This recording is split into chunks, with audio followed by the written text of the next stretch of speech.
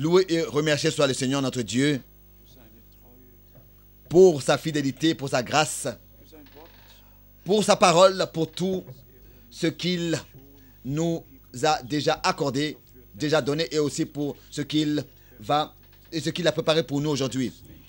Des salutations fraternelles à tous. Soyez la bienvenue cordialement dans le nom précieux de notre Seigneur. Puis-je demander qui serait aujourd'hui ici pour la première fois? Avons-nous quelqu'un? Levez-vous s'il vous plaît. Qui est aujourd'hui ici pour la première fois? Oui, mais ça c'est...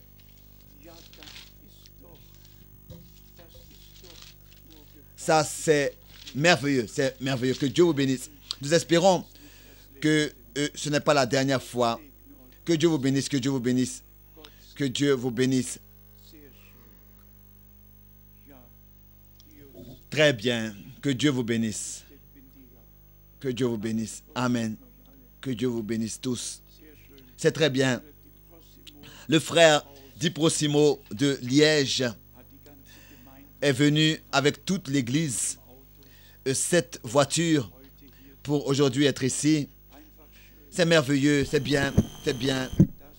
De ce que nous pouvons venir sous l'écoute de la parole de Dieu. Nous avons nos amis de la Slovaquie qui aussi sont venus avec tout un bus, des amis de la Roumanie, et une fois 15 personnes et les autres qui se sont encore ajoutés, des amis de la Suède, des amis et des frères de toute l'Europe. Et nous sommes reconnaissants aussi pour tous nos frères dans le ministère. Nous avons aussi un frère ici d'Atlanta, Georgia, aux États-Unis. Est-il ici? Voudrais-tu, s'il te plaît, te lever? Oui. Sois la bienvenue d'Atlanta, Georgia, aux États-Unis. Et comme déjà dit, tous les frères et toutes les sœurs, que ce soit de la Tchèque, de partout, nous vous souhaitons à tous toujours la bienvenue. Vous êtes toujours la bienvenue. Le frère Schmidt a donné une feuille avec des salutations de la Moldavie, des salutations de Ouzbékistan, des salutations de l'Ukraine. Et pour moi, c'est quelque chose de merveilleux. Quand j'entends que nos frères et nos sœurs, aussi dans les États, donc autrefois le bloc de l'Est, mais maintenant c'est presque une Europe unie, qui puisse aussi maintenant entendre en direct et voir en direct et expérimenter en direct les réunions. Est-ce que cela n'est pas merveilleux de ce que Dieu a de cette manière ouvert les frontières? Il y a des années passées, le frère Branham, des années très lointaines en arrière, frère Branham déjà disait que quand la séparation, la division de l'Est et de l'Ouest aura lieu et que le mur de Berlin tombera, c'est ainsi que l'État sera ainsi tel que c'était du temps de l'Empire romain. Autrefois, nous savons que les contrats romains, depuis les contrats romains, 50 ans sont passés, nous avons tous compris à quel point l'horloge du monde a frappé et que nous ne vivons pas seulement à la fin des temps, mais que nous sommes arrivés à la fin de la fin des temps. Et le frère Branham a aussi parlé de l'union, des signes de l'union des temps. Et nous voyons aussi dans notre temps que tout est en train de s'unir. L'économie, tout sont en train de s'unir et de faire des alliances, comme déjà nous l'avons écrit, tout dans une seule main, tout dans une seule main. Mais Dieu, le Seigneur, remportera la victoire, même si nous devons encore un peu attendre, mais nous nous attendons réellement dans notre temps au retour de Jésus-Christ, notre Seigneur. Oui, nous nous attendons réellement à cela et nous croyons ce que le Seigneur disait, que nous pouvons reconnaître au signe des temps, nous devons reconnaître au signe des temps. Et ça, c'est justement comme un écriteau sur la muraille, sur le mur, comme du temps de Daniel. L'écriture était sur le mur, l'écriture était sur le mur, mais elle devait être lue, elle devait être compris par la grâce de Dieu. Ensuite, nous avons aussi nos frères ici, encore une fois, tel que nous le disions déjà hier, de l'Amérique du Sud. Nous avons les 3 frères déjà que nous avons appelés. Ensuite, nous avons encore un frère que nous avons reçu, qui s'est ajouté à leur nombre de l'Angola. Je ne sais pas où est-ce qu'il est en ce moment, où est-ce qu'il est assis. Nous sommes simplement reconnaissants pour tous les frères, des frères qui parlent la langue portugaise. Et nous sommes reconnaissants pour notre frère Helmut Miskis et de son frère Claudio Miskis, qui sont nés au Brésil et qui maîtrisent la langue, connaissent la langue et justement ont contribué, ou bien alors en général, eux sont responsables de ce que aussi la nourriture soit distribuée dans les langues, dans la langue portugaise, et que Dieu bénisse notre frère Helmut Miskis particulièrement. Nous remercions aussi notre frère Erwin Pacheco de tout notre cœur pour la traduction en espagnol. Et nous remercions tous nos frères. Il y en a 12 en tout qui en haut dans les cabines sont assis et traduisent simultanément pour que dans le monde entier la nourriture puisse être distribuée et que tous dans le monde entier, tous les hommes puissent entendre la parole et être informés de ce que Dieu, dans notre temps ou bien pour ce temps, a préparé pour son peuple et ce qu'il, par sa grâce, a à nous dire. Nous sommes réunis en son nom pour écouter sa parole, pour accepter la correction et nous laisser apporter en accord avec lui et sa parole. Encore, je vous souhaite la bienvenue et d'ici nous saluons aussi aujourd'hui tous nos frères et nos sœurs qui écoutent en direct dans toute l'Europe et dans le monde entier. Des appels sont venus déjà aujourd'hui très tôt le matin de Johannesburg, de Kinshasa, de la Côte d'Ivoire. Des appels sont venus d'ici et de là et de partout. Nous sommes simplement reconnaissants, oui, du Chili. Oui, nous sommes très, très reconnaissants pour les possibilités que Dieu nous a accordées d'être ainsi en contact avec le monde entier, c'est-à-dire avec les croyants du monde entier, pour que tous puissent être apportés à marcher dans le même pas, c'est-à-dire en recevant le même enseignement, et ainsi pour que l'Église épouse réellement devienne un seul cœur et une seule âme, puisse le devenir, et que ensemble, nous, dans le monde entier, nous puissions expérimenter ensemble l'œuvre de Dieu puissante dans sa grâce. Pour achever, laissez-moi lire une parole dans Apocalypse chapitre 22. Une parole dans Apocalypse chapitre 22 à partir du verset 10. Et il me dit, ne scelle point les paroles de la prophétie de ce livre, car le temps est proche. Que celui qui est injuste soit encore injuste, et que celui qui est souillé se souille encore, et que le juste pratique encore la justice, et que celui qui est saint se sanctifie encore. Voici, je viens bientôt, et ma rétribution est avec moi.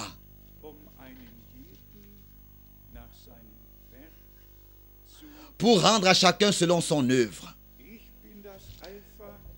Je suis l'alpha et l'oméga, le premier et le dernier, le commencement et la fin. Prions. Ô grand Dieu, nous te remercions de tout notre cœur pour ta sainte parole. Tu es celui qui parle. Tu as été celui qui parle au commencement. Et tu l'es encore maintenant à la fin. Et nous te remercions de ce que nous avons la grâce d'être réunis en ton nom et d'appartenir à ceux qui ont été justifiés par la foi en Jésus-Christ notre Seigneur et qui ont été sanctifiés dans la vérité et qui veulent encore plus être sanctifiés dans la vérité jusqu'à que nous parvenions à la perfection, à l'achèvement de ton œuvre. Nous t'en supplions, sois d'une manière particulière présent parmi nous, parle avec nous et à toute ton Église dans le monde entier. À toi, le Dieu Tout-Puissant, nous apportons toute la reconnaissance pour tout et cela dans le saint précieux nom de Jésus. Amen. Amen. Vous pouvez vous asseoir.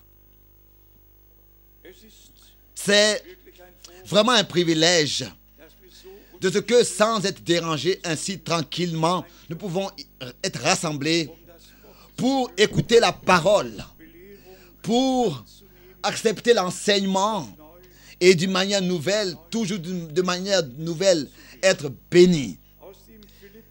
De l'Épître aux Philippiens, je voudrais rapidement lire dans Philippiens chapitre 3 pour nous représenter devant les yeux que le temps est arrivé où nous devons marcher ayant le chemin, le but devant les yeux, c'est-à-dire avoir le but devant les yeux, car nous savons où est notre place. Dans Philippiens chapitre 3, à partir du verset 12, et ensuite au verset 14, il est dit, « Ce n'est pas que j'ai déjà remporté le prix ou que j'ai déjà atteint la perfection, mais je cours pour tâcher de le saisir.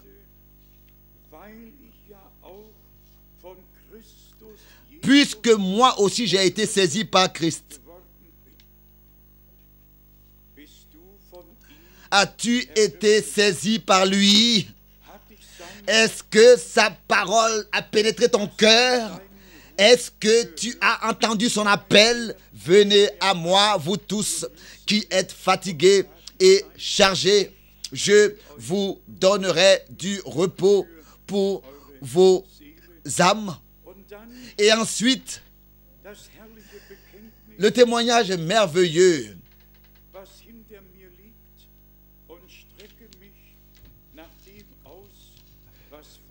au verset 13, la deuxième partie, oubliant ce qui est en arrière et me portant vers ce qui est en avant. Je cours vers le but.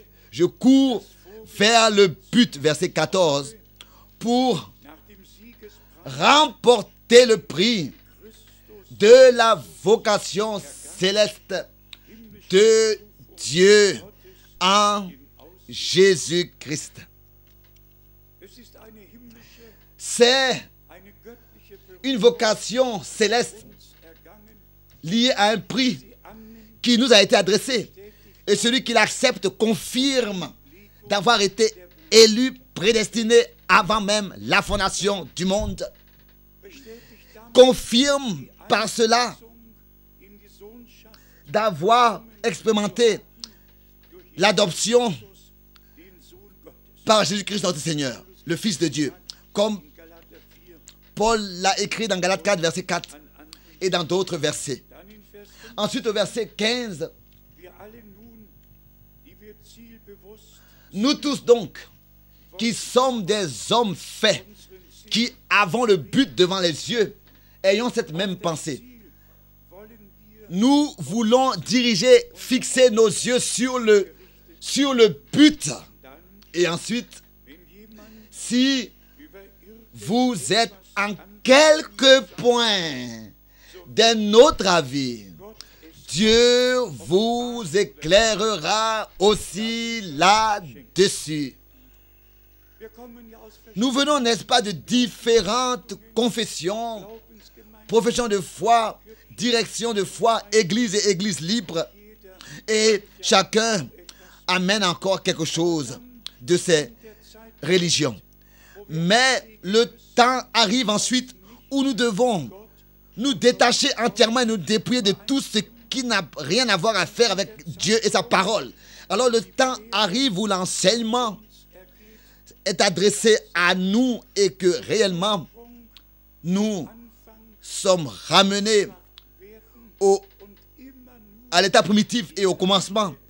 Et seulement poser qu'une seule question comme Paul l'a posée dans Romains 4.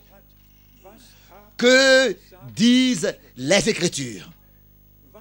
Que disent les Écritures? C'est toujours ce que nous devons poser comme question en toute chose, car c'est en cela que tout est continu. Que disent les Écritures sur la fin des temps? Que disent les Écritures sur l'état de l'Église? Que disent les Écritures en relation avec Israël? Que disent les Écritures? Que disent les Écritures? Ici, en cet endroit, les Écritures ne sont pas interprétées. Ici, les Écritures sont lues dans leur forme originale et c'est ainsi que nous croyons réellement tel que c'est écrit. Et ça, c'est justement le privilège que Dieu nous a accordé d'avoir la crainte devant sa parole et de la recevoir telle qu'elle nous a été adressée, telle qu'elle nous a été confiée. Hier, nous avons parlé de ce que Dieu, dans l'Église, a établi des ministères. Il a établi des ministères en Israël qui étaient d'une signification liée à l'histoire du salut. Pour venir encore rapidement à parler de Moïse, c'était Dieu lui-même qui avait déjà donné à Abraham la promesse dans Genèse 15, le verset 13, qu'après 400 ans, je vous ferai sortir de la captivité, de la servitude. Et le temps était arrivé. Et Dieu, ainsi, d'une manière surnaturelle, dans un buisson ardent, s'est révélé à son serviteur et prophète Moïse, qui gardait le troupeau de son beau-père. Bien-aimés frères et sœurs, et Dieu dit, j'ai vu la misère de mon peuple. J'ai entendu leurs cris. Et je pense aux promesses que j'ai faites, que j'ai données. Et Moïse a été ainsi établi pour que cette promesse soit réalisée et que ces promesses-là soient exécutées. C'était un ministère en directe relation avec l'accomplissement de ce que Dieu avait promis. Ensuite, nous avons lu que Moïse, mandaté par Dieu, commissionné par Dieu, a imposé les mains à Josué et l'a établi dans son ministère pour continuer le ministère. Et tel que Dieu était avec Moïse lors de l'exode, c'est ainsi qu'il était avec Josué lors de l'entrée dans le pays et lors de la distribution du pays de la promesse. Chaque tribu a reçu sa région. Chacun savait exactement où étaient leurs limites, leurs frontières, et chacun savait où était leur place. 12 tribus d'Israël, 12 apôtres, et celui qui lit sur la nouvelle Jérusalem dans Apocalypse 21, la nouvelle Jérusalem a 12 colonnes. La nouvelle Jérusalem a 12 portes. Et sur l'une est écrit le nom des 12 apôtres et sur les autres le nom des 12 tribus d'Israël. Israël, les élus d'Israël et les élus de l'Église vont ensemble. Et c'est ainsi que lors de la résurrection de notre Seigneur, selon Matthieu 27, tous les saints qui avaient cru dans leur époque et qui allaient avoir part à la résurrection de tout laps du temps de l'Ancien Testament sont ressuscités avec Christ. C'est ainsi que c'est écrit. Et beaucoup ont apparu, et ils ont apparu à plusieurs dans la Sainte Ville. Et maintenant, dans l'accomplissement, ou bien lors de l'accomplissement de l'achèvement de l'Église épouse, constituée de tous les peuples, les langues et les nations, l'enlèvement a lieu. Et ensuite s'accomplit qu'avec Abraham, Isaac et Jacob, avec tous les justes achevés, qui ont cru Dieu dans leurs différentes époques et qui ont respecté Dieu dans leurs époques, avec eux, ensemble, nous allons fêter le grand festin dans la gloire. Dans Matthieu 22, nous lisons concernant le festin que le roi a préparé à son fils et il a envoyé des serviteurs pour inviter. Dans Matthieu 25, il est parlé aussi d'un festin que toutes celles qui furent prêtes entrèrent au repas des noces et les portes se sont fermées. De telles choses n'ont pas besoin d'être interprétées. Elles ont lieu telles que Dieu dans sa parole l'a dit. Aussi sûr, ce qui se passe à l'intérieur de l'Église maintenant, on n'a vraiment pas besoin d'un 8e messager. On a vraiment besoin de personnes qui se présentent lui-même et présentent son ministère et dit maintenant c'est à moi de commencer et d'accomplir. Je suis celui qui doit accomplir Matthieu 25, le verset 6. Donc sans considérer cela, qu'il y a toujours des frères qui apparaissent avec des enseignements qui apportent de la confusion et du désordre et de la division. Il faut qu'il soit dit que celui qui est réellement de Dieu aura le discernement et fera la différence. Est-ce que ce qui est enseigné, est dit et prêché est réellement en accord avec ce qui est écrit? Et aussi là, on doit de nouveau aller de verset biblique en verset biblique pour laisser seulement les Écritures parler, pour que dans l'équilibre, nous puissions avoir la prédication de la parole et la prêcher et la porter et aussi demeurer nous-mêmes dans l'équilibre et la sobriété pour que le Seigneur jusqu'à la fin puisse nous conduire et ce que réellement nous passions de la foi à la vue. Hier, j'ai déjà un peu parlé de ce qui existe aussi à l'intérieur du message de la fin des temps, comme enseignement et tout ce qui est apporté et enseigné. C'est incompréhensible, incroyable, de ce que des hommes réellement ne considèrent même pas la parole de Dieu, mais font que donner tous leurs efforts pour présenter leurs enseignements. Et alors, de cet endroit, nous devons dire que seulement ce qui est écrit est la parole de Dieu. Et si, par exemple, il est parlé des 7 tonnerres, et il a été dit des 7 tonnerres, que n'écris pas, mais ce qu'ils ont dit. Alors moi, j'ai du respect pour cela. Alors je sais que Dieu l'a décidé ainsi, et les choses restent ainsi. Si ensuite, un frère se tient devant moi et me dit, tu ne crois pas le message, et que je lui réponds, mais je le prêche dans le monde entier. Et alors il me dit, non, tu ne le fais pas, car le message, c'est les 7 tonnerres. Et alors que à ce bien-aimé frère, vous savez tous, c'était à Johannesburg. Alors qu'à ce bien-aimé frère, je demandais, mais que sont les 7 tonnerres? Sa réponse a été, c'est une révélation. Alors que je lui demandais, mais qu'est-ce que c'est que cette révélation? Alors il a dit, c'est un mystère. Et aussi là, vous le savez, j'ai laissé la tasse de thé à moitié et j'ai dit, s'il te plaît, j'ai dit au frère, s'il te plaît, ramène-moi à l'hôtel. Des hommes, et ça je le dis ouvertement, et je ne veux pas maintenant parler du frère, je le dis comme ça en général, des hommes qui sont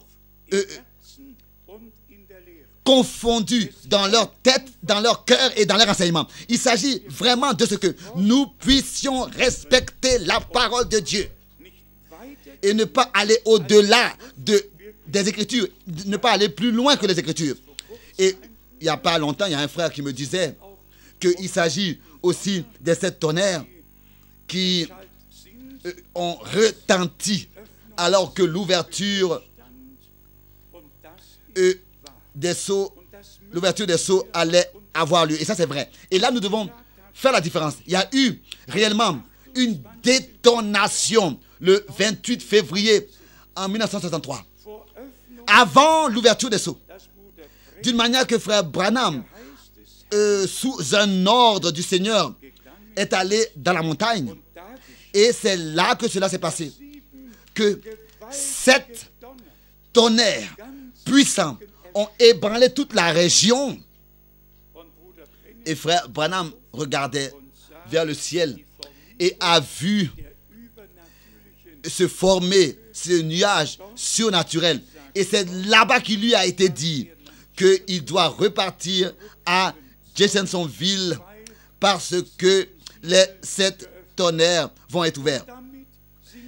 Et nous sommes satisfaits avec ça. Nous sommes satisfaits. Nous disons simplement amen à cela. Cela n'a pas besoin d'une instruction, d'une explication. Ça, nous le croyons.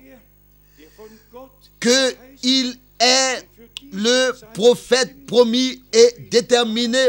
Il était le prophète promis et déterminé pour cette époque par lequel le Seigneur a révélé les mystères depuis Genèse jusqu'à l'Apocalypse chapitre 22. Mais laissons les choses ainsi, telles que Dieu l'a fait, telles que Dieu l'a déterminé. Êtes-vous satisfait avec ça? Êtes-vous d'accord avec ça? Alors, rien n'a besoin d'être interprété. Cela a eu lieu de cette manière. De la même manière, aussi, c'est la même chose avec l'interruption qui est toujours donnée en ce qui concerne les autres points doctrinaux, en ce qui concerne le retour du Seigneur Jésus-Christ. Seulement 2 fois, frère Branham a rapporté le cri de signal ou bien le cri de commandement de 1 Thessaloniciens 4, avec le message de la fin des temps, disant que le message de la fin des temps est le cri de réveil de 1 Thessaloniciens 4.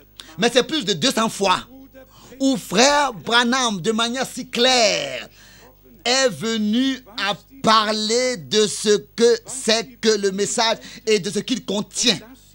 Et que depuis que le Seigneur lui a accordé cet ordre, c'est-à-dire disant que tel que Jean-Baptiste a été envoyé comme précurseur de la première venue du Christ, c'est ainsi que tu seras envoyé avec un message qui sera précurseur, ou bien alors qu'il ira dans le monde entier avant le retour du Christ. Tu es envoyé. C'est plus de 200 citations de frère Branham sont, comme pour dire, même pas considérées. Seulement 2 citations sont utilisées et apportées en relation avec 1 Thessaloniciens 4 concernant le signal donné, au signal donné. Et ils disent que, alors, depuis que le message est apporté, le Seigneur est dans la procédure de descendre et de revenir. Mais ce n'est pas vrai. Ce n'est pas vrai du tout. Mais ici est le point. Cela est fait avec l'esprit bien précis. Avec l'esprit, avec l'objectif, avec le motif précis.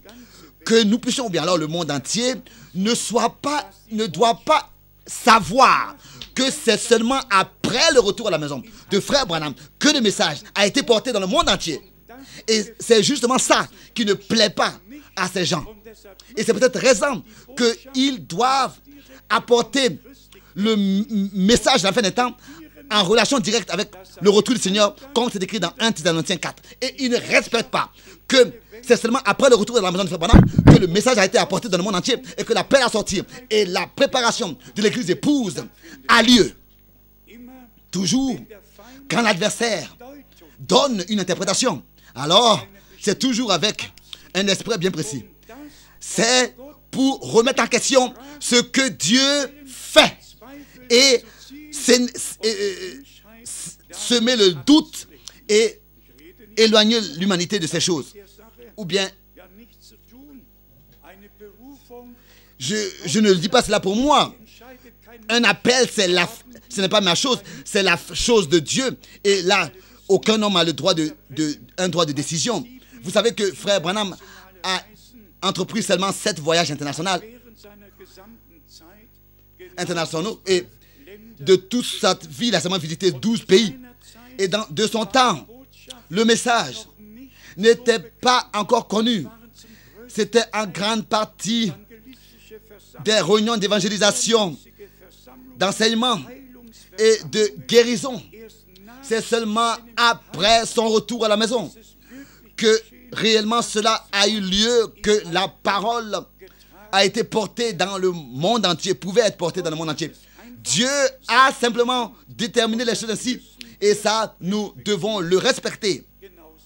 De la même manière, en ce qui concerne eux, en fait, ce qui est aussi très douloureux, de ce que les hommes sont en train de se disputer et de diviser des églises partout sur les 70, à cause des 70 semaines de Daniel, sans respecter la parole, sans comprendre que les 70 semaines de Daniel n'ont rien à voir à faire avec nous en tant qu'Église. Et là, je voudrais seulement vous lire quelques versets bibliques pour que vous puissiez savoir que cela est réellement écrit ainsi dans la parole de Dieu. Car je suis conscient que, n'est-ce pas, sur terre, il y a beaucoup d'opinions différentes qui existent. Et c'est peut-être raison qu'il faut que cela soit encore dit. Daniel chapitre 9.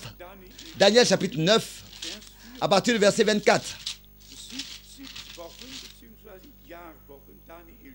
Daniel 9, verset 24. 70 semaines d'années ont été fixées sur ton peuple et sur ta sainte ville pour faire cesser les transgressions. Et ensuite, les 6 points de la signification de ces choses, point après point, jusqu'au nouveau fondement de Jérusalem. Pas jusqu'au nouveau fondement de l'Église. Sont ici mentionnés. Et ensuite, les semaines d'année sont mentionnées. Cela ne peut pas être dit plus clair que cela a été exprimé ici dans Daniel 9. Et ce que nous devons tous aussi savoir, c'est la chose suivante. Pourquoi est-ce que cela s'est passé ainsi? Et pour cela, je dois aller dans l'Ancien Testament et lire d'abord de Chroniques. De 2 Chroniques, le chapitre 36. Chroniques, le chapitre 36. À partir du verset 19. Chronique chapitre 36, à partir du verset 19. Ils brûlèrent la maison de Dieu. Ils démolirent les murailles de Jérusalem. Ils livrèrent au feu tous ses palais et détruisirent tous les objets présents. Nebuchadnezzar mena captif à Babylone ceux qui échappèrent à l'épée. Et ils lui furent assujettis, à lui et à ses fils, jusqu'à, et maintenant arrive la phrase importante, jusqu'à la domination du royaume de Perse. Jusqu'à là, c'était l'empire babylonien. Mais maintenant, la domination du royaume de Perse a commencé. Jusqu'à là, ça devait rester ainsi. Mais maintenant, écoutez bien. Au verset 21, afin que s'accomplisse la parole de l'Éternel prononcée par la bouche de Jérémie. Il s'agit toujours de ce que le temps doit être accompli pour que ce que Dieu a promis s'accomplisse. Jusqu'à ce que le pays ait joui de ses sabbats. Il s'agissait jusqu'à ce que le pays ait joui de ses sabbats d'années, en allemand, d'années. Il se reposa tout le temps qu'il fut dévasté jusqu'à l'accomplissement de 70 ans. Vous pouvez le lire. Esdras chapitre 1 verset 1. C'est l'accomplissement. Noir sur blanc, écrit ici. La première année de Cyrus, roi de Perse. Chapitre 1 verset 1. Esdras chapitre 1 verset 1. Afin que s'accomplisse la parole de l'Éternel prononcée par la bouche de Jérémie. Donc, nous remarquons très exactement qu'il s'agit toujours seulement de l'accomplissement des Écritures. Et encore une fois, de l'accomplissement des Écritures. Et ensuite, nous avons dans Lévitique, au chapitre 25, s'il vous plaît, ayez un peu de patience. Il s'agit de tous les frères dans le ministère, dans le monde entier, qui sont responsables, qui se tiennent devant l'Église et qui doivent, de manière juste, dispenser la parole de Dieu. Ici, dans Lévitique chapitre 25, au verset 4, il nous a dit les choses suivantes. Lévitique chapitre 25, verset 4. Mais la 7e année sera un sabbat, un temps de repos pour la terre, un sabbat en l'honneur de l'Éternel, un repos consacré à l'Éternel. Tu n'ensemenceras point ton champ et tu ne tailleras point ta vigne. Tu ne moissonneras point. Et il est écrit ici jusqu'à la fin, ce qui proviendra des grains tombés sur ta... À la fin du verset 5, ce sera une année de repos pour la terre. Pourquoi une année de repos? 7 fois 7. Et après la 7e année de sabbat, venait le grand jour de jubilé. Le jour, la 50e année était l'année de jubilé. Et Dieu, déjà dans l'Ancien Testament, en symbole, en image, a parlé de cette manière avec nous. Et a montré par Israël ce qu'il s'était proposé de faire. Ce qu'il s'était proposé de faire dans le futur. Ici, dans Lévitique chapitre 25, au verset 8, il est écrit: tu compteras 7 sabbats d'année. Donc, 7 fois 7 années. Et les jours de ces 7 sabbats d'année feront 49 ans. Et après la 49e année, suit la 50e année. Et ça, c'est l'année du jubilé, l'année de grâce, où tous peuvent être libres et repartir dans leur possession. Ici, au verset 10. Et vous sanctifierez la 50e année et vous publierez la liberté dans le pays pour tous ses habitants. Ce sera pour vous le jubilé. Et parce que le peuple d'Israël était désobéissant à Dieu, c'est vrai qu'ils ont observé le sabbat. C'était le 7e jour de la semaine. Mais ils devaient aussi observer, n'est-ce pas, la 7e année. Et pendant cette 7e année, toute l'année, ne pas semer, mais laisser la terre se reposer. Et expérimenter que malgré tout, Dieu prend soin d'eux. Et qu'il ne manque pas de nourriture. Et de soi-même, il y a assez à manger. Donc pas seulement comme ça. Un jour dans la semaine à observer. Mais la 7e année devait aussi être une année de repos. Une année consacrée à l'Éternel. Et pourquoi? Pour que après 7 fois 7, la 50e année, pour qu'elle puisse être publiée, pour que tous ceux qui ont été fautifs soient délivrés. C'est ainsi que nous voyons notre Seigneur dans Luc chapitre 4. Comment est-ce qu'il a annoncé l'année de grâce du Seigneur? Et il a annoncé la délivrance à tous ceux qui étaient affligés et qui étaient surmontés par le diable et qui étaient dans des fautes.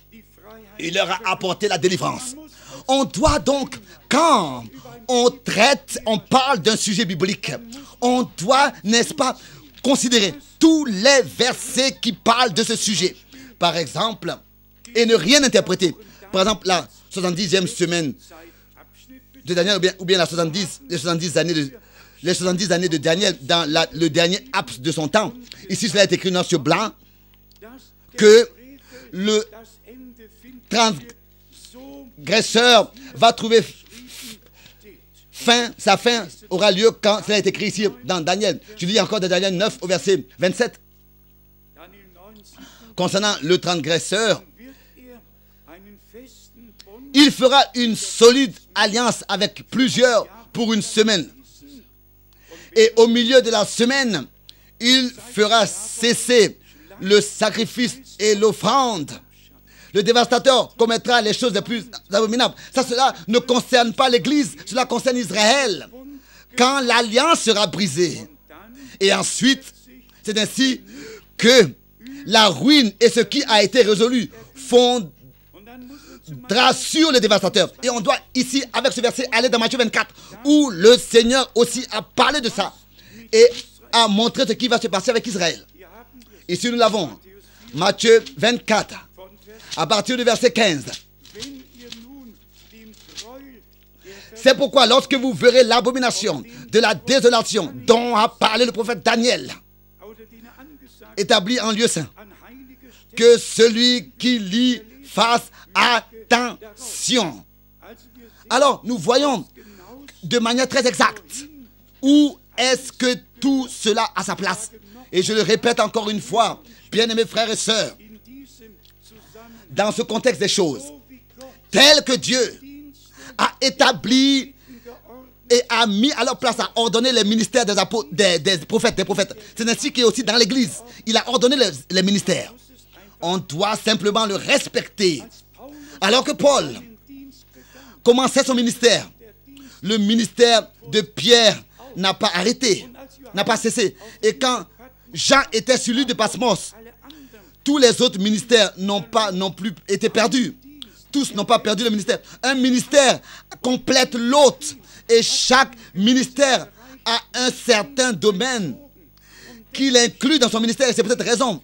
Il a un certain devoir qu'il inclut. C'est peut-être raison qu'il est écrit dans Éphésiens, le chapitre 4, que les 5 ministères ont été établis dans l'Église pour que les saints soient préparés.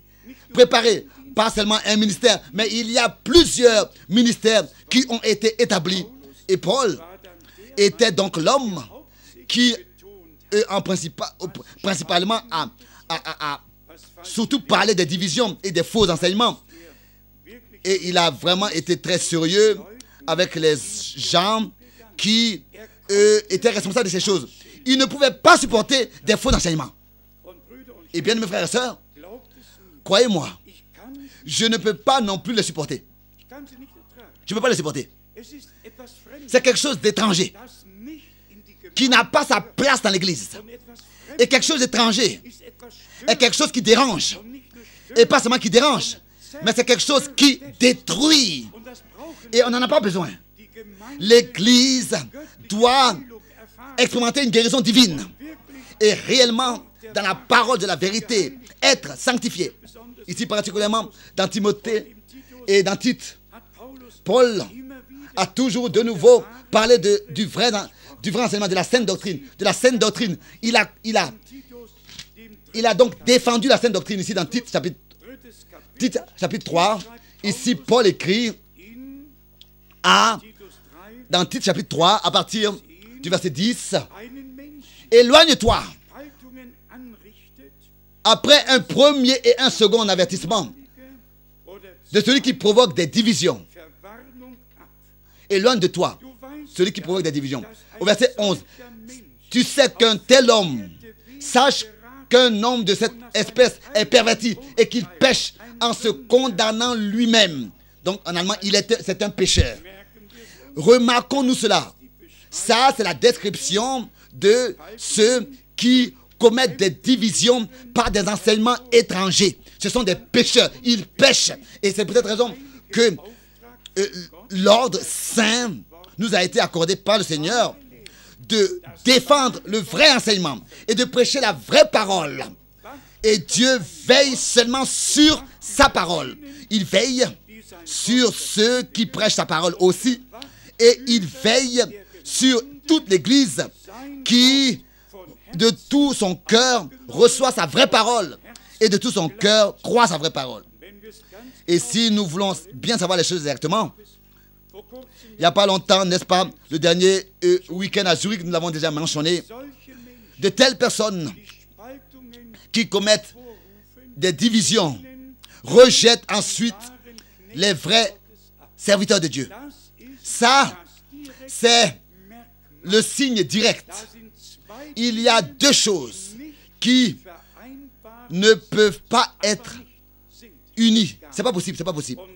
Et c'est peut-être raison, bien mes frères et sœurs, il y a deux choses qui ne peuvent pas être ensemble. C'est pas possible, ça ne peut pas être ensemble.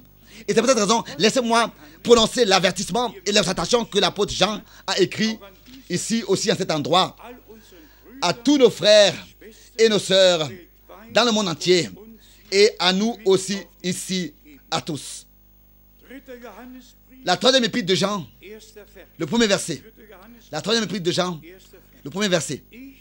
L'ancien Agueus, le bien-aimé que j'aime dans la vérité.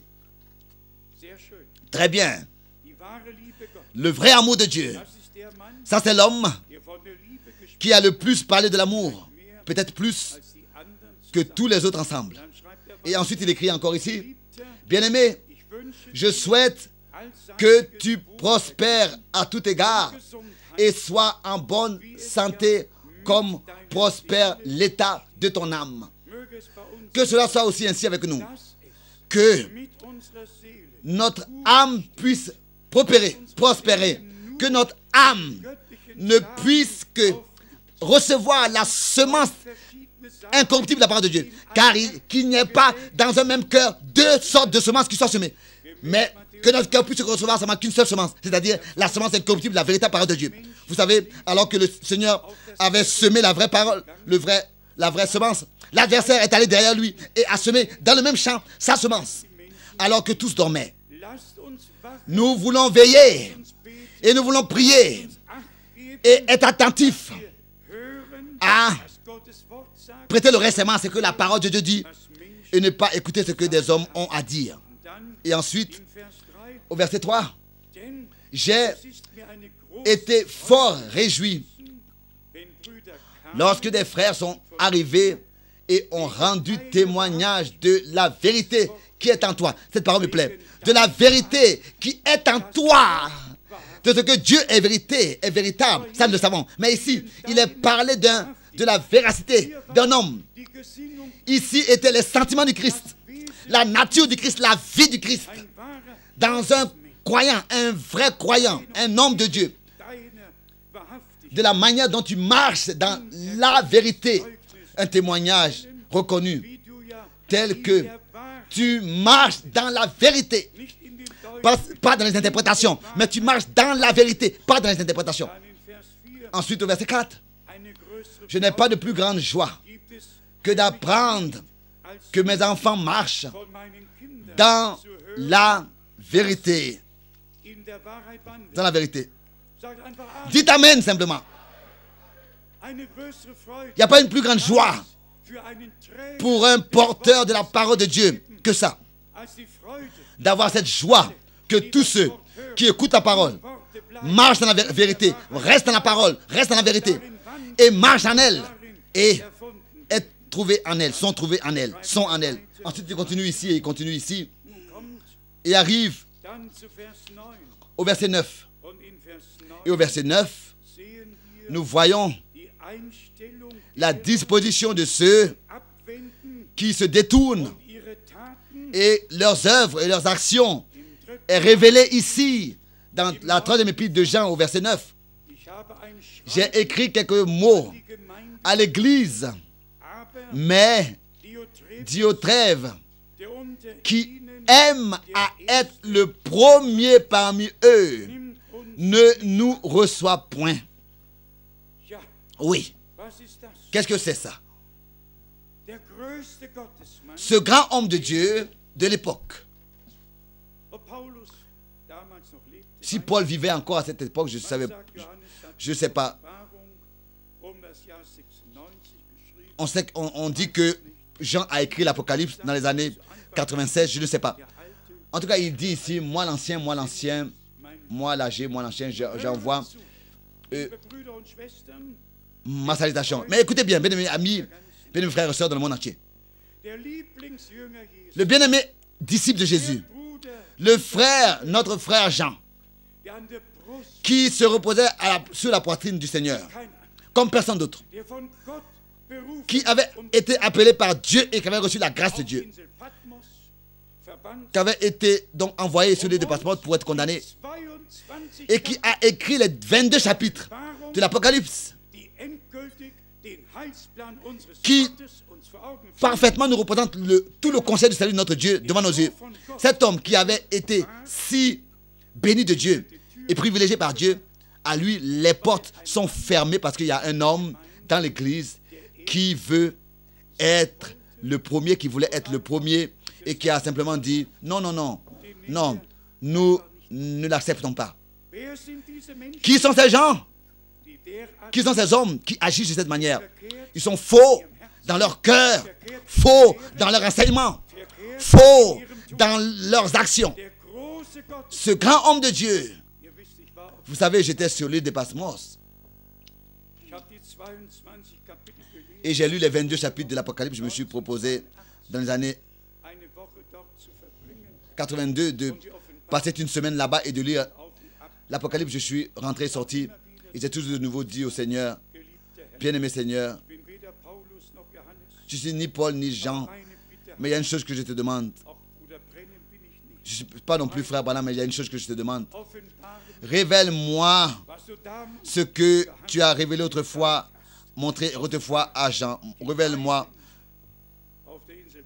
Et je suis allé ici et là dans l'île de Patmos en pleurant. Il y avait comme ça un petit étang, un petit lac. J'ai tourné autour comme ça avec la Bible dans ma main. Je reviens à cette parole de bien-aimés frères et sœurs, de l'apôtre Jean. Jean, le bien-aimé disciple de Jésus, du Seigneur Jésus, qui a reçu la grâce de Dieu et lui à qui un tel mandat a été confié. L'ange de l'Éternel vient à lui, sur l'île de Patmos, pour lui révéler ce qui était prévu pour tous les autres serviteurs de Dieu. Et c'est ainsi qu'il lui a été montré tous les âges de l'Église et tout ce qui allait encore se passer et ce qui s'est déjà passé pour le représenter devant les yeux et pour nous le transmettre pour que nous puissions la voir. Et voilà quelqu'un qui veut être le premier dans l'Église,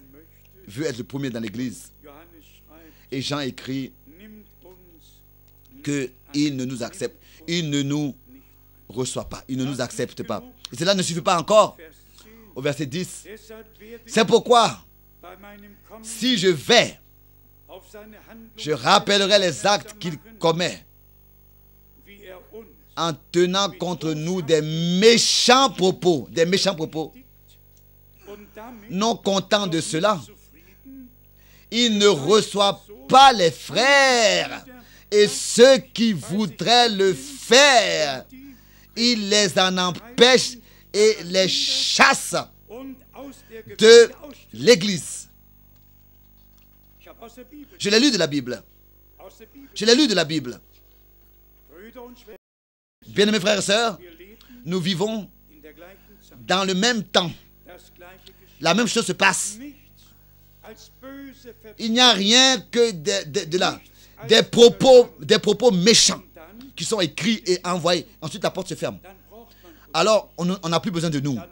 Alors, on veut soi-même avoir toute la régie et déterminer sur le peuple. Et ici est le point.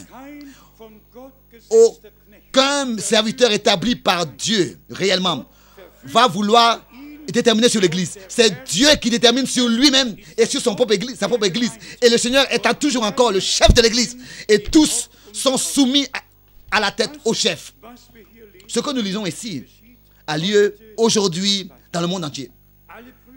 Tous les frères qui viennent avec des faux enseignements et des interprétations ferment leurs portes.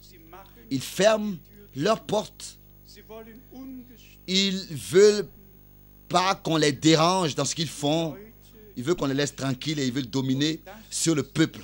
Et ça, c'est le même esprit qui déjà a commencé avec la christianisation sous Constantin,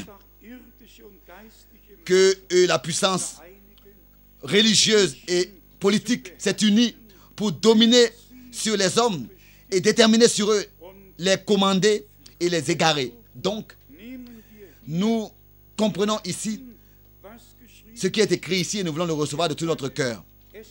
Nous ne pouvons pas changer les choses. Et ensuite, au verset 14, Jean écrit, « Bien-aimés », au verset 11, « Bien-aimés, n'imite pas le mal, mais le bien. Celui qui pratique le bien est de Dieu. » Le verset 11, « Celui qui fait le mal n'a point vu Dieu. » Donc, celui qui est de Dieu et qui se soumet à la conduite du Saint-Esprit, et par exemple, même un ministère, même celui qui a réellement un ministère de Dieu, il va aussi respecter le ministère d'un autre serviteur de Dieu. Vous savez, alors que j'écoutais Frère Branham pour la première fois, j'étais convaincu que c'est un homme de Dieu. Mais je voulais savoir ce qu'il croit et ce qu'il enseigne. Ça, je le dis très exactement. Frère Branham a prêché chaque prédication qu'il a prêchée de la Bible, à partir de la Bible, et chaque prédication nous a ramenés dans la Bible. Et nous remercions Dieu pour la véracité avec laquelle il a prêché la parole. Mais pour encore une fois tirer la comparaison, que cela nous soit représenté devant les yeux. Jean, le bien-aimé, le plus bien-aimé disciple de Jésus, du Seigneur Jésus, qui sur la croix regardait et que le Seigneur lui a dit, « Ici est ta mère et ici est ton fils. » Il a remis Marie à Jean, un bien-aimé disciple de Jésus. Celui de Patmos reçoit la dernière révélation. Et ensuite, la porte se ferme parce que un certain Diotrephe veut être le premier homme, veut être la première personne. Et ça, c'est dans le message partout le cas des frères qui partout prétendent que c'est eux qui ont commencé l'œuvre. C'est eux qui ont commencé l'œuvre ici et là. Des gens qui prétendent ceci et cela. Et à cause de ça, ils veulent se valoir. Je ne suis pas payé par eux. Je le dis ouvertement. Alors, en tant que première chose, ils s'établissent en tant que pasteurs. Ils se font appeler pasteurs. Et ils trouvent la citation de Frère Branham où il est dit que la dîme appartient au pasteur. Et ensuite, tous doivent ne pas donner la dîme dans la caisse à l'entrée, mais la donner au pasteur. Et ensuite, la femme du pasteur, avec son sac, avec... J'ai vu ça de mes propres yeux, avec son panier, elle va à la caisse, à la boîte, je ne parle pas comme ça par théorie, j'ai vu ça de mes propres yeux.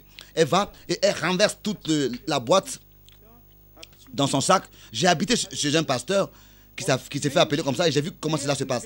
Et c'est ainsi que des personnes, des croyants sont rendus esclaves sans le savoir dans des églises et sont découpés de la véritable prédication que Dieu dans ce temps a donnée à son peuple.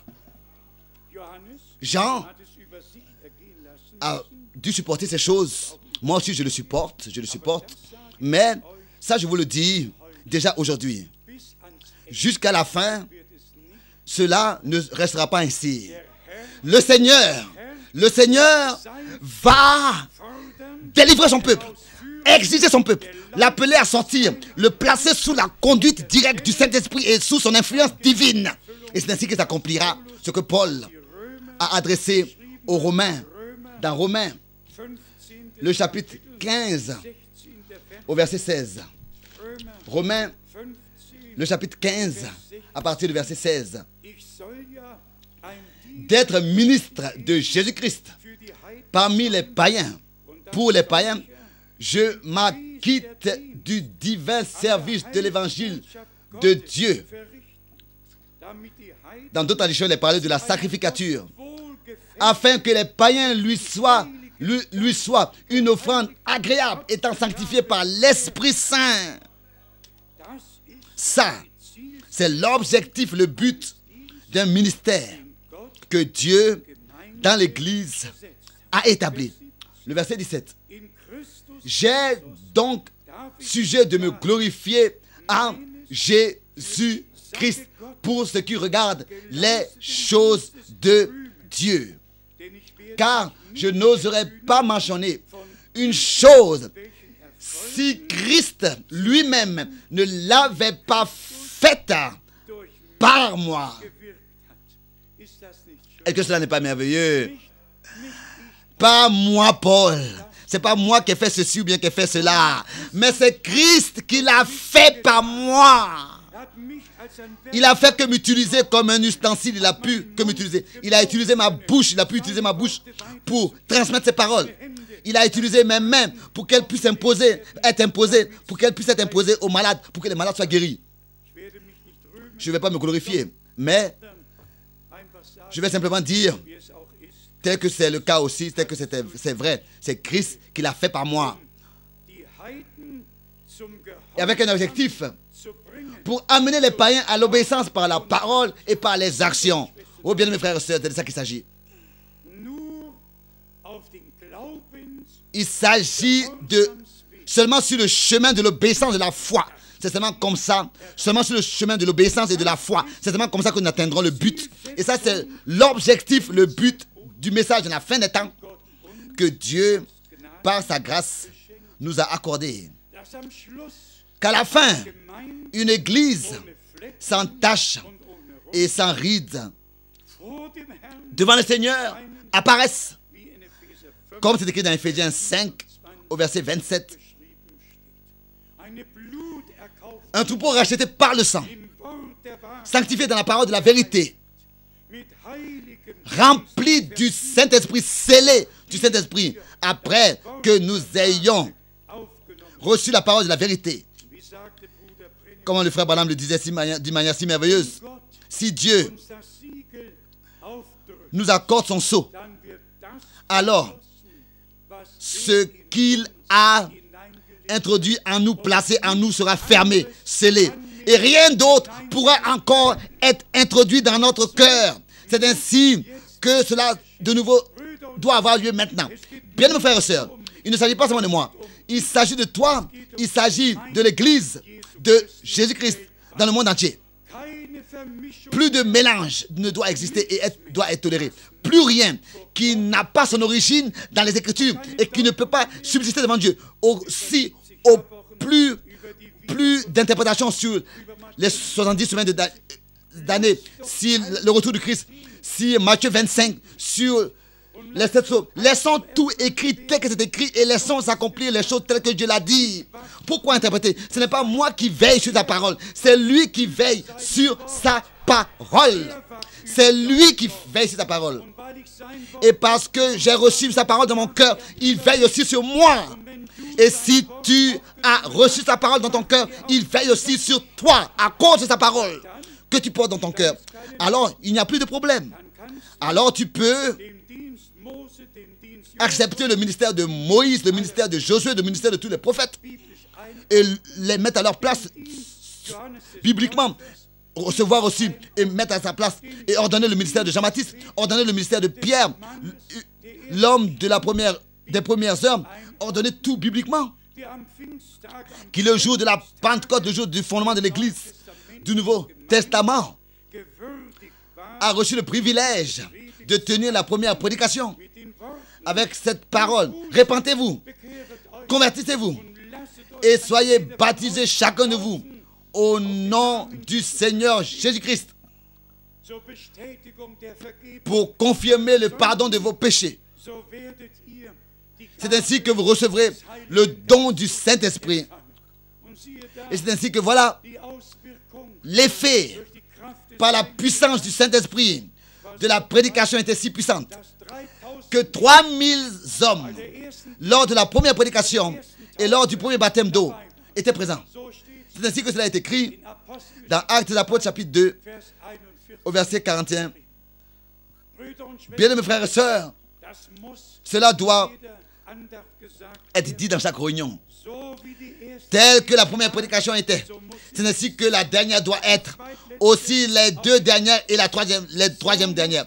C'est ainsi que chaque prédication doit être, c'est-à-dire sous la conduite du Saint-Esprit. Il n'y a pas d'autre évangile. Il y a seulement des hommes qui font que tort, qui ont tordu dans l'évangile.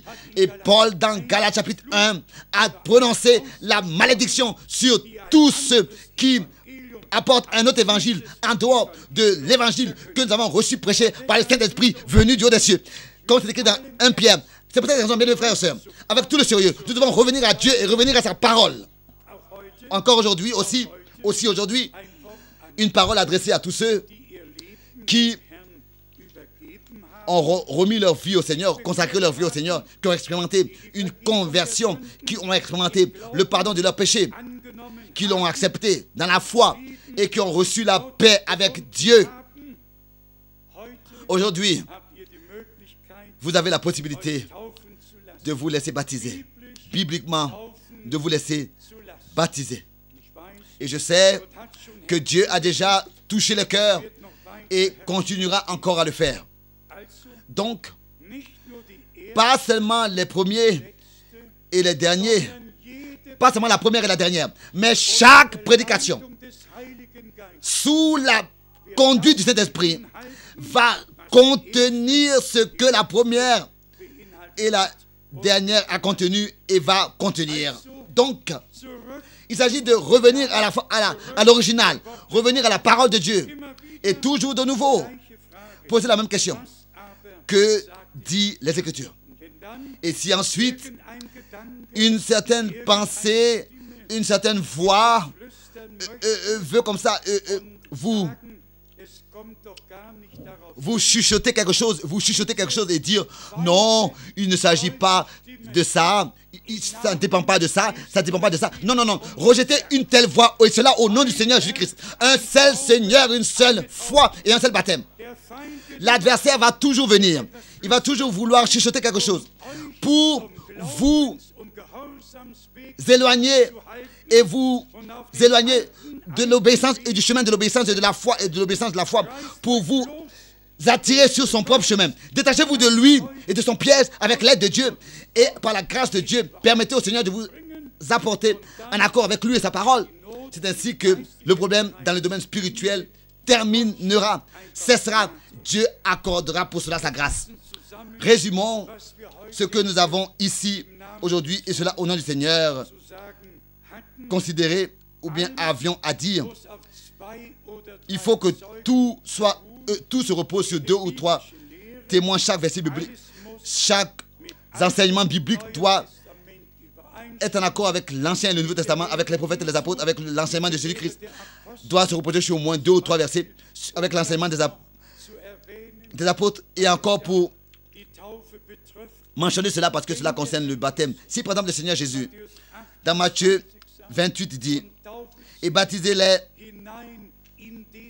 dans le nom. Alors je dois, n'est-ce pas, savoir le nom avant de pouvoir baptiser en lui. Dieu est notre Père. Et alors, en tant que notre Père au ciel, il s'est révélé dans son Fils seul engendré par lui, notre Seigneur. Dans le Fils. Et le Fils a dit, celui qui me voit a vu le Père. Moi et le Père, nous sommes un. Mais si le Seigneur dit, baptisez-les dans le nom du Père, alors nous devons au moins savoir et avoir les 3 versets dans l'évangile de Jean, le chapitre 17, les lire, où le Fils dit, Père, j'ai révélé ton nom aux hommes que tu m'as donné du monde.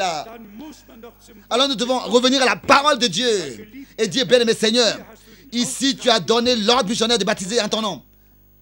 Alors nous allons aussi à Actes des Apôtres, au jour du fondement de l'Église du Nouveau Testament. Et Pierre était présent alors que le Seigneur avait donné l'ordre missionnaire. Et voilà, il savait que Dieu, en tant que Père au ciel, et dans son Fils, engendré par lui, sur terre s'était révélé. Et dans l'Église, par le Saint-Esprit, se révèle. Mais tout cela dans ce nom qui inclut tout, dans ce nom dans lequel tout, le salut est contenu et la rédemption. C'est-à-dire, tu l'appelleras Jésus, Emmanuel, Dieu avec nous. Et bien, mes frères et sœurs, c'est ainsi que nous avons le nom révélé de notre Dieu, le nom du Seigneur Jésus-Christ, Père, Fils et Saint-Esprit, Seigneur Jésus-Christ. Parfait. Ça ne peut pas être plus parfait que ça. Ça ne peut pas être nous être dit plus parfait que ça. Et nous remercions Dieu cela de tout notre cœur. Tous nous devons nous poser cette question. Nous posons cette question. Que dit les Écritures? C'est comme ça que les apôtres ont prêché et ont baptisé. Et ça ne sert à personne de mentionner, par exemple, Actes des Apôtres 2, verset 42. Et ils demeuraient dans l'enseignement des apôtres. Pour pouvoir demeurer, il faut d'abord revenir à l'enseignement des apôtres et être en lui pour pouvoir demeurer en lui. Comme ça, notamment dans la théorie de lire Actes des Apôtres 2, verset 42. Il demeurait et de croire ce qu'on veut, faire ce qu'on veut. Non, bien-aimés frères et sœurs, nous devons, dans l'obéissance de la foi, suivre le Seigneur et nous lui remettons tout le reste entre ses mains. Et ça, que nous puissions aussi faire la différence des choses pour toujours de cela. Là où un messager de Dieu n'est pas reçu, il s'agit dans ce lieu toujours de personnes qui se sont établis eux-mêmes pour dire dominer sur d'autres et pour régner sur d'autres, gouverner sur d'autres. Mais parmi nous, aucun homme a quelque chose à dire. Pour nous, parmi nous ici, c'est seulement la parole de Dieu qui a le mot qui a tout à nous dire et seulement la volonté de Dieu doit être faite. Et que cela soit encore dit dans toute humilité, mais j'avais cela déjà dans le cœur hier. Vous savez que j'ai estimé et j'ai connu le ministère du frère Branham et vraiment avec lui, j'étais profondément lié. J'étais le seul et unique Européen lors de son ensevelissement et ce qui s'est passé aussi autrefois. Mais alors que hier nous avions parlé de comment est-ce que le Seigneur avait ordonné à Moïse d'établir Josué, d'imposer les mains à Josué, subitement, la pensée m'est venue, je me suis rappelé de mon dernier entretien avec frère Branham et des dernières paroles et de la dernière question. Et la dernière question était à Louisville, au Kentucky, dans le parking, alors qu'il était en train de monter dans sa voiture. Alors qu'on était en train de monter dans sa voiture, je lui ai demandé, frère Branham, est-ce que j'ai le droit de prier pour les malades? Et sa réponse était, frère Frank, chacun qui a été appelé par Dieu pour prêcher l'évangile a aussi été appelé pour prier pour les malades. Toi aussi. Et vous savez ce qui s'est passé en tant que prochaine chose? Il m'a imposé les mains avant de monter dans la voiture dans le parking à Louisville, au Kentucky. Pour moi, c'était un grand jour hier. Après tant d'années, je me suis encore rappelé de ça. Qu'un homme de Dieu, et ça je le dis dans la crainte devant le Seigneur, un tel ministère, aucun apôtre l'avait, tel que frère Branham l'avait jusqu'à dans nos jours d'aujourd'hui. C'était un résumé, une répétition de ce que Dieu avait fait déjà dans l'Ancien et le Nouveau Testament. Le signe direct du Fils de l'homme et tous les différents contextes qui nous sont connus en grande partie. Et personne ne peut faire ce qui s'est passé si ce n'est que Dieu est avec lui. Et de ce que moi, le plus petit de tous, que Dieu a appelé, qu'à moi le moindre de tous, un tel privilège soit accordé de ne pas seulement avoir connu cet homme, mais d'avoir connu le Dieu de cet homme, de connaître le Dieu de cet homme, et de ne pas seulement connaître son appel, mais aussi savoir qu'il y a eu aussi un appel le 2 avril 1962 et que cet homme, en ce qui concerne la dernière action que j'ai pu expérimenter, c'est qu'il m'a dit que celui qui est appelé à prêcher l'évangile est aussi appelé à prier pour les malades. Et ensuite, de m'imposer les mains avant de monter dans la voiture. Bien, mes frères et sœurs, nous n'avons pas suivi des fables habilement conçues. Nous vous avons prêché la parole de Dieu en tant que notre lampe sur notre sentier. Et de telles choses, aucun homme ne peut pas les planifier, les prévoir. Elles sont planifiées par Dieu, prévues par Dieu. Et c'est ainsi que nous sommes seulement une partie du plan du salut de notre Dieu. Le temps est passé. Que Dieu le Seigneur vous bénisse, nous bénisse et soit avec nous tous. Acceptez la parole de Dieu dans votre cœur. Et c'est lui qui fera tout le reste d'une manière merveilleuse. Achèvera son œuvre pour l'honneur de son nom. Amen. Nous voulons nous lever. Nous voulons nous lever et remercier Dieu le Seigneur. Chantons encore une fois tel que je suis sans rien de moi.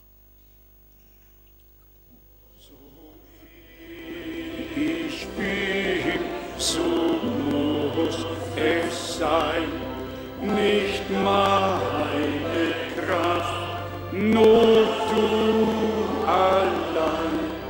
Dein Blut wäscht mich von Sünden rein, o Gottes Lamm, ich komm, ich komm.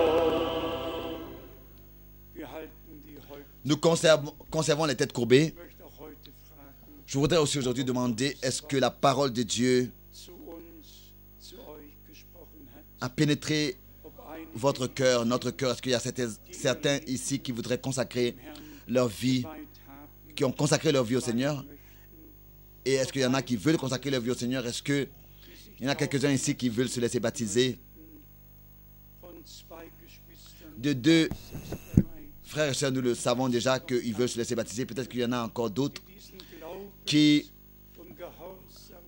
veulent faire ce pas de l'obéissance de la foi, du baptême d'eau.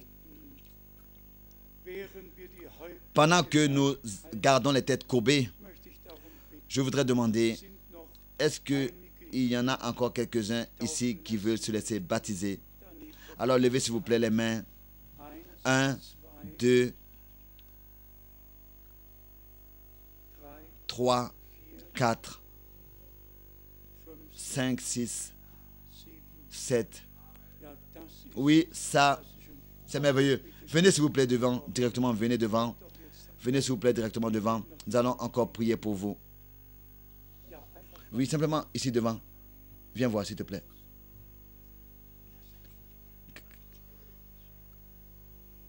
Oui. Venez s'il vous plaît. Il lui a demandé quel âge il a. Il a 12 ans. Il lui a demandé s'il a consacré sa vie au Seigneur. Il a dit oui. Venez devant. Venez. Soyez la bienvenue. Que Dieu vous bénisse. Que Dieu vous bénisse. Que le Seigneur vous bénisse. Que le Seigneur vous bénisse. Que le Seigneur vous bénisse. Y aurait-il encore quelqu'un qui voudrait venir aujourd'hui, si vous entendez sa voix? Bien-aimés frères et sœurs, ça, c'est votre jour. Le jour que le Seigneur a fait pour vous. Vous n'allez jamais oublier ce jour. Le baptême signifie l'alliance d'une bonne conscience avec Dieu par la puissance de la résurrection de Jésus-Christ d'entre les morts. Selon Romains chapitre 6, par l'immersion dans l'eau, cela symbolise que nous sommes ensevelis avec Christ parce que nous sommes crucifiés et morts avec lui, et d'être ressortis de l'eau. Cela signifie que nous sommes, par sa grâce, ressuscités avec lui pour marcher en nouveauté de vie avec lui. Ça, c'est Dieu qui, dans sa parole, nous l'a représenté ainsi devant les yeux pour que vous puissiez savoir, ce n'est pas seulement un acte comme ça extérieur, mais c'est un acte, un pas de la foi, de l'obéissance, un acte, un pas que les Saintes Écritures nous représentent devant les yeux. Parlez-vous l'allemand? Non. Quelle langue parlez-vous? Vous parlez le français? Oui. Où se trouve un frère qui parle allemand et le français? Nous avons un frère ici qui parle les deux langues. Pourquoi? Oh là là. Mais vous connaissez les Écritures? Vous croyez que Jésus est votre sauveur? Ja, d'accord. Merci. Merci. Ja, also, es ist eine biblische Handlung. C'est une action biblique. Et vous pouvez regarder en arrière et montrer ce jour quand l'adversaire voudra vous attaquer et des épreuves et vous donner et vous éprouvez et vous serez toujours éprouvé, mais vous pouvez dire: j'ai consacré ma vie à Dieu, je suis mort avec Christ, je me suis laissé ensevelir avec lui par le baptême, je suis racheté, je suis un enfant de Dieu et l'adversaire doit disparaître.